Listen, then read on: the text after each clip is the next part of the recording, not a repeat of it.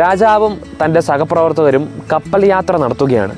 അതിൽ ഒരു മനുഷ്യൻ ആദ്യമായിട്ടാണ് കപ്പൽ യാത്ര നടത്തുന്നത്. അതിൻ്റെ ഭയമൊക്കെ ആ മനുഷ്യനുണ്ട്.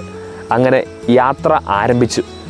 പക്ഷേ യാത്ര തുടങ്ങിയപ്പോഴേ ആദ്യമായിട്ട് യാത്ര ചെയ്യുന്ന ആ മനുഷ്യൻ ഭയന്ന് വിറച്ച് ഭക്ഷണമൊന്നും കഴിക്കാതെ ആകെ വിഷമിച്ച് തളർന്ന് ക്ഷീണിതനായി മാറി.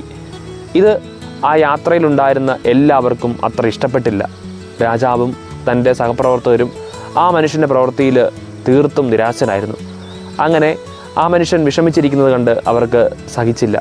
ഒടുവിൽ ഭക്ഷണമൊന്നും കഴിക്കാതെ ക്ഷീണിതനായി എപ്പോഴും രോഗിയായി തീർന്ന ആ മനുഷ്യനെ അവർ കപ്പലിൽ നിന്ന് എടുത്ത് കടലിലേക്ക് എറിയാൻ തീരുമാനിച്ചു. രാജാവ് കൽപ്പന പുറപ്പെടുവിച്ചു. തൻ്റെ സഹപ്രവർത്തകർ ആ ഭയന്ന് വിറച്ചിരിക്കുന്ന മനുഷ്യനെ കടലിലേക്ക് വലിച്ചെറിഞ്ഞു. ആ മനുഷ്യൻ കടലിൽ മുങ്ങിച്ചാവാറായപ്പോഴേക്കും രാജാവ് അദ്ദേഹത്തെ പിടിച്ചു കയറ്റാൻ ആവശ്യപ്പെട്ടു. അങ്ങനെ അവർ വീണ്ടും ആ മനുഷ്യനെ കപ്പലിലേക്ക് കയറ്റി. പിന്നീട് ഒരിക്കലും കടലിൽ നിന്ന് കയറി വന്ന ആ മനുഷ്യൻ കപ്പലിലെ വെള്ളം കണ്ടോ അല്ലെങ്കിൽ കപ്പലിൻ്റെ യാത്ര കണ്ടോ ഭയപ്പെടുന്നില്ല.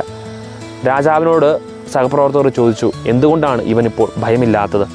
രാജാവ് പറഞ്ഞു, മരണത്തെ മുഖാമുഖം കണ്ട ഇവന് ഈ മുട്ടോളം വെള്ളം എങ്ങനെ ഭയപ്പെടുത്തും? അതെ, നമ്മുടെ ജീവിതത്തിലും അനുഭവങ്ങളാണ് നമ്മളെ രൂപപ്പെടുത്തുന്നത്. അത് സന്തോഷകരമായതോ ദുഃഖകരമായോ അനുഭവങ്ങളായിരിക്കാം. പക്ഷേ നല്ല നല്ല അനുഭവങ്ങളാണ് ഒരു മനുഷ്യനെ അവന് ഏത് പ്രതിസന്ധികളെയും അഭിമുഖീകരിക്കാൻ ശക്തിപ്പെടുത്തുന്നത്.